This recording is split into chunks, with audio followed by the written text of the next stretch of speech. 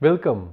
After learning the theories about the friction factor calculation, the flow rate calculation in the pipings in the natural gas systems, in this lecture we shall do some problems to apply those expressions which we have learnt. So, in this first problem is that in this case a gas is flowing through an NPS of 16 pipe and schedule 10 has a flow rate of 18 mm SCFD. Now, first I shall be explaining the meaning of NPS. NPS is a nominal pipe schedule standard.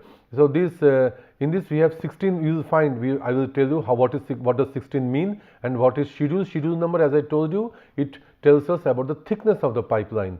So, okay. So, this is nominal diameter has been given, and then we find that this is a standard flow rate, that is the 80 million standard cubic feet per day, and this is the standard temperature pressure given, and the compressibility factor is taken to be 1.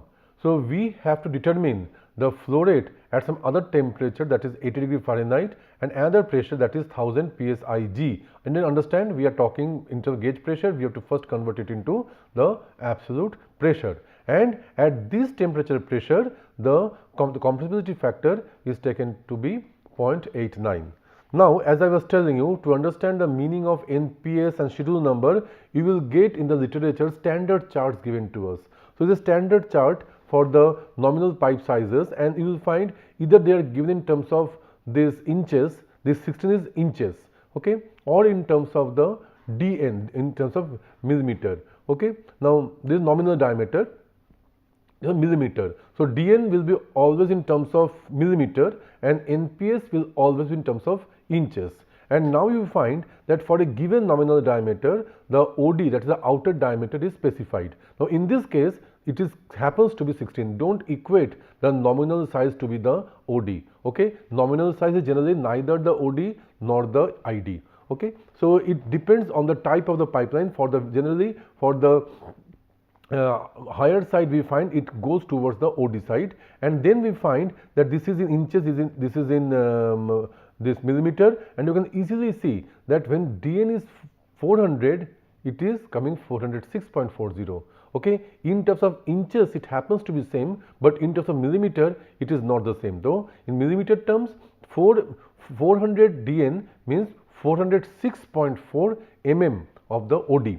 And now you look at a schedule number, again we find that we have 10 schedule number, and this is for this 10 schedule number we have in thickness is 0.25 inches or 6.35 millimeter, and these are the sum of the diameters, this lbs per feet, this kg per meter, these are the mass of the pipeline. So, this we need not consider. These are required when we are calculating a stress analysis, how much stress will be given by the pipeline because of the weight of the pipeline. Okay, accordingly we have to design the support for the pipeline system. So, then we will be requiring this particular value of the kg per meter unit length of the pipeline, how much will be the weight. Now, in this, understand this is given for the stainless steel. Now, this ANSI for stainless steel. So, these are specific to a given material of construction of the pipeline. Now, after understanding this, we shall be encountering this NPS and schedule number time and again. So, later on I will not be going into the explanation of this NPS and the schedule number. Okay, that is why I have just explained the things to you in this particular problem. Now, first we jot down whatever are given to us. So, first we are writing the pipeline dimensions, okay, and from that we find out the inside diameter is given by the outer diameter minus twice the thickness of the pipeline. So, this is we are getting the inside diameter of the pipeline, and now we have been given a standard cubic feet the flow rate of the gas. So, here we have that we are putting in the this million means 10 to the power 6. The standard temperature, again we first convert the Fahrenheit into Rankine. The standard pressure is this, and as I told you, the pipeline pressure has to be first converted from the gauge pressure to the absolute pressure by adding the ambient pressure. Okay, and this is the temperature of the gas. Again we are adding 460 to convert from Fahrenheit to Rankine, and this is the given value of the compressibility factor. Now, with these information, we have to find out the velocity of the gas. Now, this is the expression, basic expression for the velocity, that is the volumetric flow rate divided by the area of cross section. And this particular expression we also found out earlier, that we are representing the actual volumetric flow rate in terms of the standard volumetric flow rate, and we have the various temperature, pressure and the dependency of the compressibility factor. So, here we have now we just plug in the values of the various these parameters over here, and we find out this is the actual volumetric flow rate at the given condition. Again, you can easily see the difference between these two values. The standard value is 80 million, and in this case you find it is about 1 million, okay, for the given condition, because the pressure has increased tremendously from 14.7 it has gone to 1014.7, that is quite a high amount of pressure. So, that is why you find the volumetric flow rate has come down.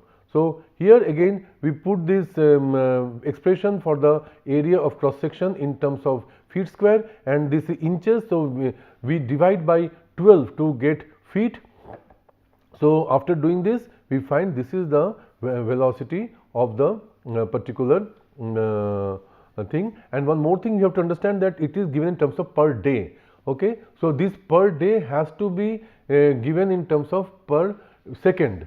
Okay. So, what we do to convert day into second, we simply put 24 into 60 into 60, 24 hour into 60 minute into 60 second. So, that is how we are converting the day into seconds. So, that is how we are getting the velocity in terms of second. Now, please understand, if you keep to per day, it is not that you are wrong. Only thing is this, the value of this velocity will be quite high, and generally we represent the velocity in terms of per second and not in terms of per day. But the flow rate may be given in terms of that, the capacity may be given in terms of per day.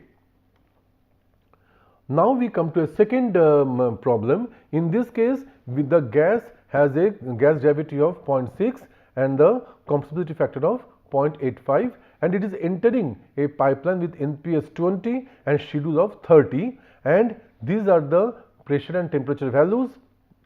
We have to find out the flow rate of the gas for a pipe length of 20 miles, and this is the outlet pressure given to be 800 psig. Understand this, we are not given the inlet pressure, we are given the outlet pressure, and the friction factor will be taken to be 0.02, and the standard pressure temperature are given like this.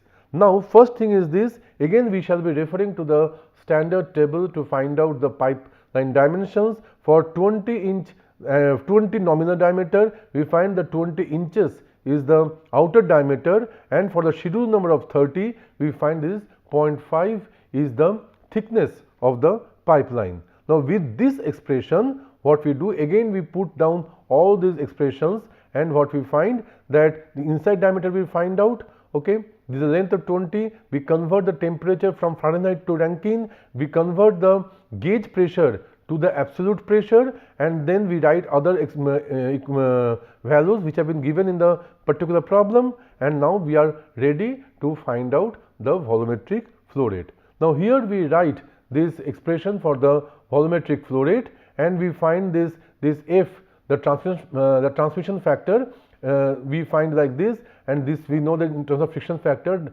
this is given, and we understand that this friction factor is the Darcy friction factor, as I told you in the lecture. So, by default we shall be taking the Darcy friction factor. So, here we have given a friction factor to we find the value of the F, and we plug in the values of the various things, the inlet pressure, the outlet pressure, etc., and we find out this is the value of the Q in terms of the standard cubic feet per day. You understand this, but in this particular expression we have to understand with these units, this particular value, this variable parameter, it is this has been derived when the Q is in terms of the cubic feet per day. So, we plug in and we find this is. Now, this standard cubic per day is also converted by, if we divide by the 10 to the power 6, we find out that we can find out the in terms of million standard cubic per day. Okay. Next problem we take in this case again we have given the gas gravity as 0.6.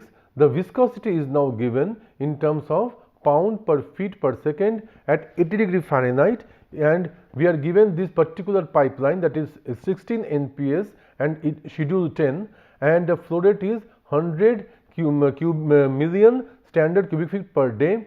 Friction factor and the transmission factor may be taken from the Colebrook-White equation, and the internal roughness may be taken to be 600 micro inches. The standard temperature pressure are given here. Now, first again we refer to this standard table to find out the outer diameter and the thickness of the pipeline for the given nominal diameter and the schedule, and next we proceed to write all the data which are available to us. Needless to say that we are again putting this million into this standard cubic feet per day, again converting the temperature from Fahrenheit to Rankine, taking the standard absolute pressure. These are the other extra information we are having. Now, we have to find out the friction factor and the transmission factor. Now, this is the expression for the Reynolds number, because for friction factor we need the Reynolds number. Okay. So, we are using this particular thing for Reynolds number, and we find that when we use a Colebrook expression, this is the expression, we have the Colebrook expression, and for this expression we find that this is, I told you that this is an implicit expression in friction factor. So, we need to solve it iteratively using some numerical method. So, what we do, we first assume arbitrarily the friction factor to be 0.02, and now once we put the 0.02 value on the right hand side, we can find the left hand side, we can find that this is coming to 0.0105. That is, this 0.02 is not a very bad guess. So, with this particular thing we can successfully substitute this value of the F to update the value of the friction factors. Again we take this value, over here on the right hand side, again we modify this value, and we find slowly and slowly we are converging, and we will keep on doing this until we reach some user specified convergence criterion. We may say that we want to approach 5%, 10%, 1%. You can decide any of these convergence criterion, okay, to find your solution. So, we find that it is not very different from 0.0105 and 0.0107, not much difference percentage also. So, we may again find out that we can keep doing this, we can keep iterating over it, but let us stop at this particular value, and we find that if we take this as the friction factor, then using this expression for the transmission factor, we find it is coming to be this particular value. So, that is how we are able to use the Colebrook-White equation for finding the friction factor and the transmission factor. Now, we have another problem in which we have the gas gravity as 0.6, viscosity as this value, and it is flowing at this particular temperature. This pipeline is given like this, schedule 10 and 16 NPS, and the flow rate is given, standard flow rate is given as 100 million standard cubic feet per day. And again we have to given these roughness factors, and we find these particular things, and we now what we do, that we use this modified Colebrook expression, and again I am not going detail into this because I have done it already for the Colebrook. Now just we are changing the to modified Colebrook. Okay. So, I am not repeating my this procedure. So, here we find that again we adopt this iterative manner by substituting it successively, and ultimately we reach a value of this 0.0107. So, what we find that in this case there is not much difference by the Colebrook expression and the modified Colebrook expression. So, you may use any of these two equations to find out the friction factor and the transmission factor. Now, we come to the next problem. In this case, we have been given the gas gravity, the viscosity, and the pipe schedule, the pipe nominal pipe diameter, and this is the standard flow rate, and this is the roughness factor has been given, and now we are using bend index. Okay. So, we shall see how to use this bend index, and this standard temperature and pressure are given. So, we shall be using the AGA method, that is the American Gas Association method.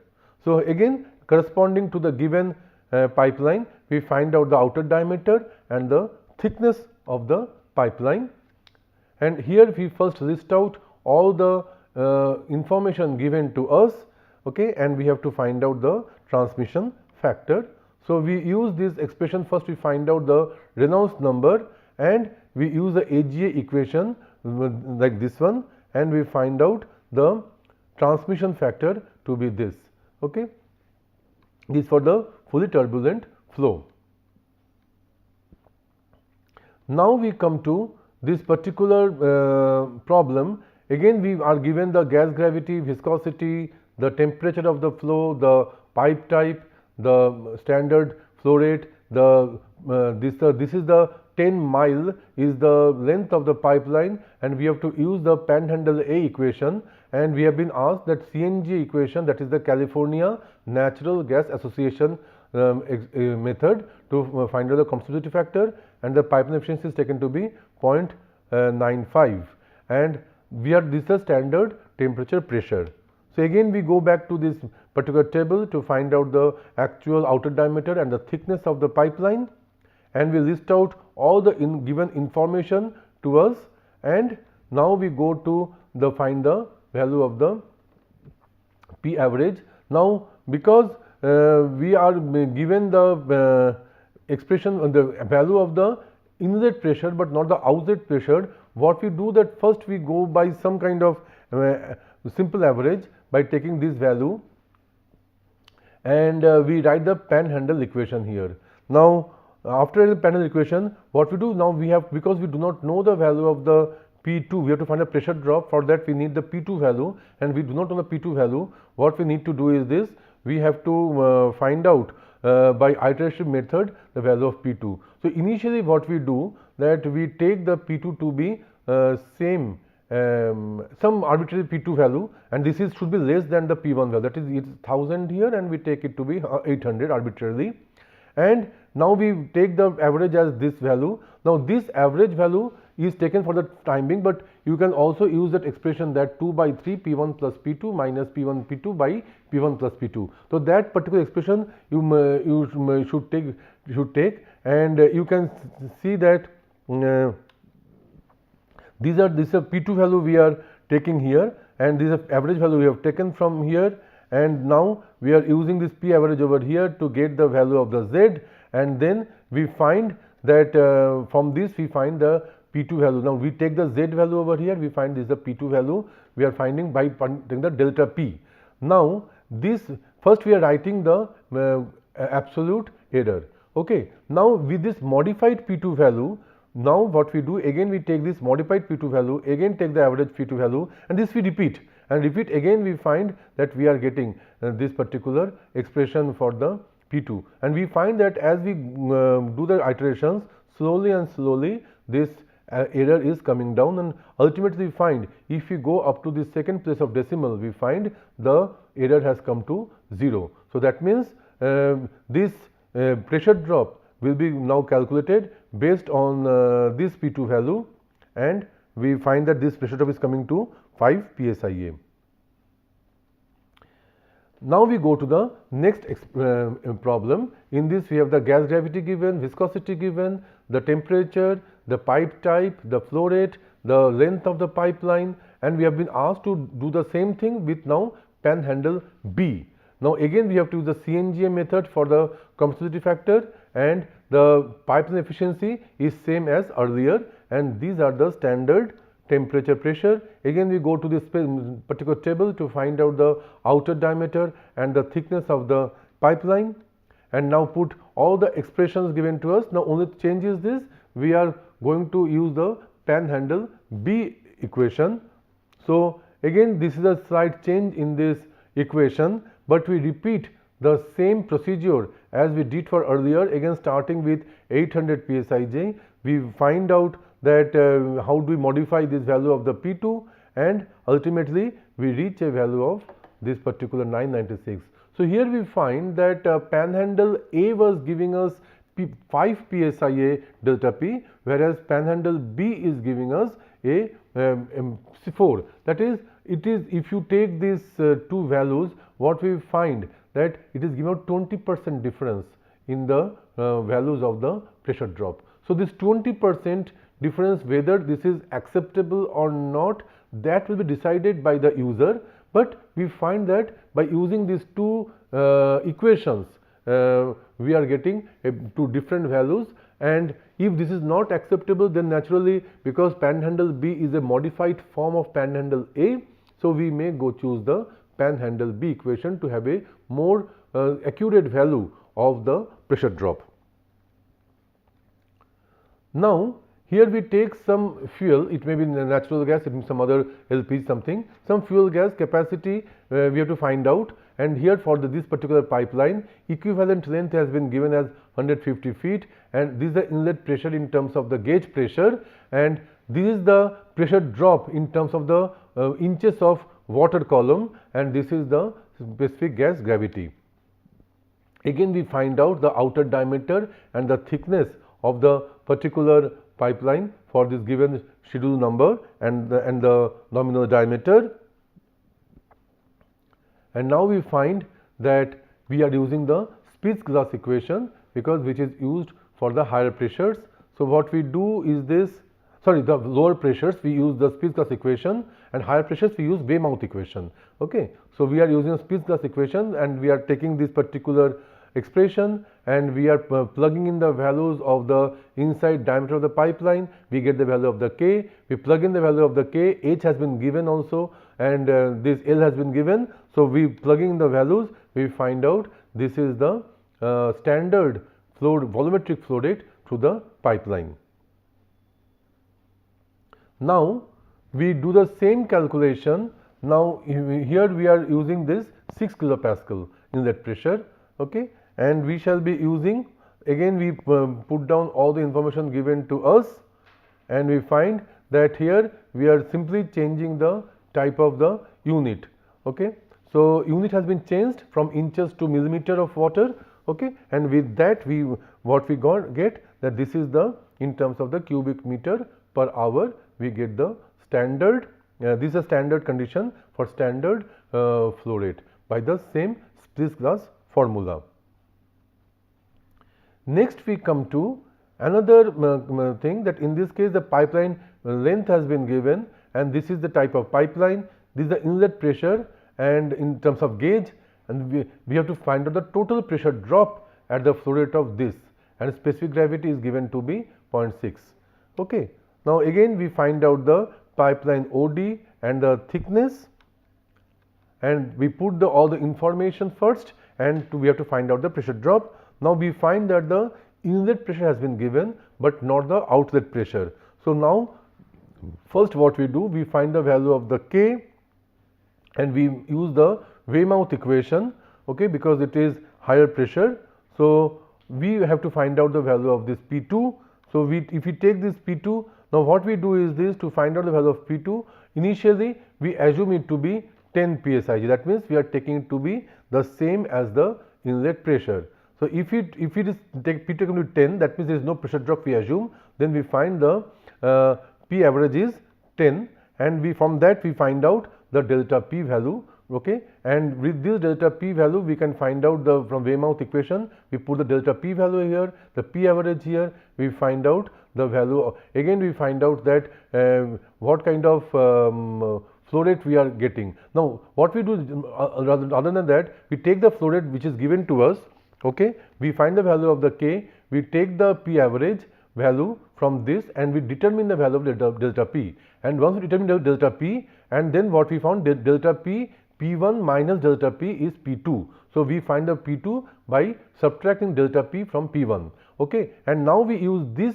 P2 to find the P average, and this P average we take here, again we know this value, and again we determine the value of the delta P. So, we find that delta P is changing by using this Weymouth equation, and for each delta P we are getting different values of the P2, and ultimately we find that the error is also coming down, and ultimately this is coming to almost 0. So, with this we take this P2 to be 9.0254 psig, and the delta P is taken to be 0.9745. 46 psig. So that is how by using iterative calculation we are able to find out the delta P over the pipeline. So more can be found out from these books. And please understand that all these iterations you may either do it in the manually, or you can use any kind of standard software like MATLAB to do these calculations, and we shall be providing you the sources of this data in separately during the assignments. Thank you.